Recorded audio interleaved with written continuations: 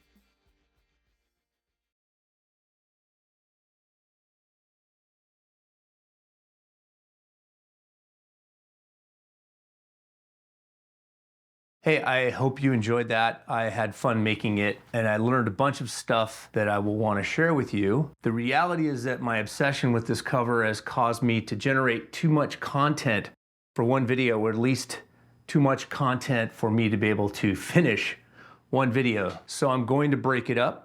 Coming up in this video, I will explain why I chose this song to cover, and we'll get into some band history and some of the guitar goodness. And then in the following weeks, I'll be making not just one, but two more videos related to this song. A full song breakdown where we will cover music theory, a deep dive into the arrangement, as well as the gear, recording, and production techniques. And this time I will deliver actual goods and services because I transcribed this beast, and there will be guitar and bass tablature with backing tracks, both in PDF and Guitar Pro format for free. And then another video just about my homebrew Doug Martsch signature model Stratocaster. That's right, I will enter the weird and wonderful and terrible world of guitar YouTube and make a video about a guitar. I'm excited, totally understandable and reasonable if you are not.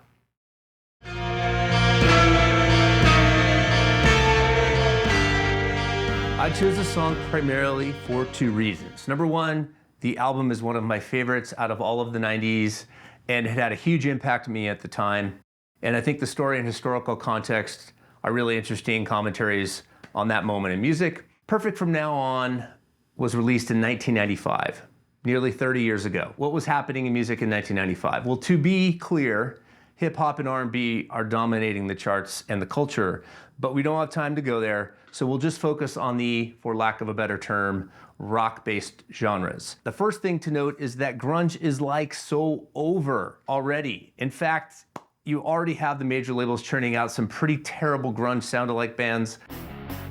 Now from across the pond, you have a big movement coming in the form of Britpop, because in 1995 you have Elastica's Eponymous, you have Radiohead The Bends, Blur The Great Escape, The Verve Northern Soul, Pulp Different Class, and of course a couple of foul-mouthed Mancunian brothers release What's the Story, Morning Glory, and then go on to be the biggest band in the world. Now in the US, a new overused genre label that everyone hates called indie rock has been quietly gaining momentum for several years, and in 1995 some notable releases are Elliott Smith's Eponymous, Guided by Voices Alien Lanes, Pavement Wowie Zowie, Yola Tango Electro Pura, Chavez Gone Glimmering, Helium Dirt of Luck, Low Long Division, Sonic Youth Washing Machine, Cat Power's first record. You get the idea. Built to Spill are already established indie veterans with a solid pedigree. They were a Pacific Northwest band, put out their early albums on K Records, who, along with the Riot Grrrl movement and follow-up successes like Sleater Kinney, made anything associated with Olympia, Washington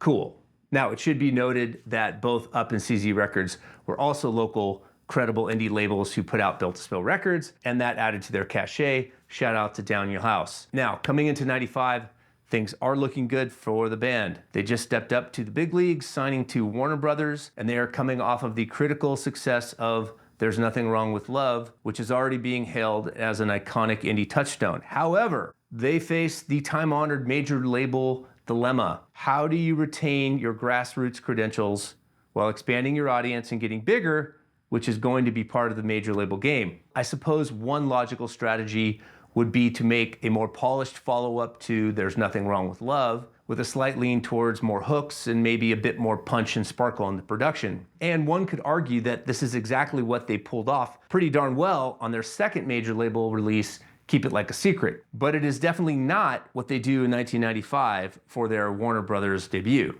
No, Perfect From Now On is an entire album of long, sprawling, instrumentally driven songs that feels almost like a prog-infused concept album. I mean, my selection, Velvet Waltz, is 8 minutes and 34 seconds, and it's the second longest song on the record. The record is somewhat slow in tempo, replete with layers of guitars, synths, and percussion, and the lyrics are heady and even a bit, dare I say, mystical. I mean, it still retains a lot of their signature penchant for retro pop, and it's not Yes or Hawkwind, but it's sort of leaning in that direction, and they are not at all afraid of ambitious orchestration and arrangement, something that's not really trending anywhere else at the time. And we don't have to guess what they're thinking. Doug Martsch, the singer, songwriter, and guitar player who, for all intents and purposes, is Built to Spill, calls a spade when he says in an interview, "I didn't want us to have a hit. I was a little nervous that we might accidentally have a hit and that our music would be shoved into people's faces. So one may ask, why sign to a major label at all then? Why not Sub Pop or Matador or Martsch or stay on Up or another small indie? Well, he had an answer for that too. And the reason is that he wanted health insurance for his family. Jesus, that's depressing. That's a long way around to tell you that it must have felt like a huge risk. They had never made a record with any kind of budget. It was a departure from the sound that got them to where they were, and the songs must have been very complex and hard to record. To this I can attest, and we have evidence that this was the case because the album was recorded in full twice and completely scrapped before they got it right with Phil Eck in Avast Studios in Seattle the third time, and the rest is history. The record was amazing, well received, and Doug's kids were able to get regular checkups and teeth cleanings. Now, the second reason is that I wanted to do something challenging with a lot of layers, and specifically guitar, and boy, did I pick one. I mean, let's just start with the quantity. 3 guitars are required to pull this thing off live, but I have no idea how many tracks they actually recorded in the studio. I only filmed 3, but for the video, I recorded 12 separate tracks. But you don't just have track volume. The entire outro of the song is one long dueling guitar solo, over 3 minutes of wah-wah drenched, tasteful but super fun noodly shredding. And aside from the sheer volume, there are just so many fun and awesome guitar bits and tricks and gadgets packed into one song. Here's just a partial list. Both clean guitars in the first half of the song use a capo on the 3rd fret, and capos are fun, right? And then many of you, especially the Smiths fans out there, will notice there was this one guitar playing the How Soon Is Now tremolo thing almost throughout the whole song. That's super cool. And then obviously one can't ignore the prodigious amount of wah-wah going on in the song. I mean, there was so much wah-wah I had to change the battery. And there isn't just the wah-wah, there's slide guitar. And, you know, I'm not good at slide guitar, but I guess I got a little bit better. And it wasn't just slide, it was slide and wah-wah, which, you know, didn't really make it easier. What else? You've got like the sort of staccato freak out post-rock thing. You got your Dick Dale surf descending picking thing. You even do get one whammy dive bomb with the wiggle stick. I mean, there's just so much fun going on. And yes, we will discuss my problem and how I ended up building a Doug Martsch signature guitar. And no, I did not do it just for the video. I mean, not really.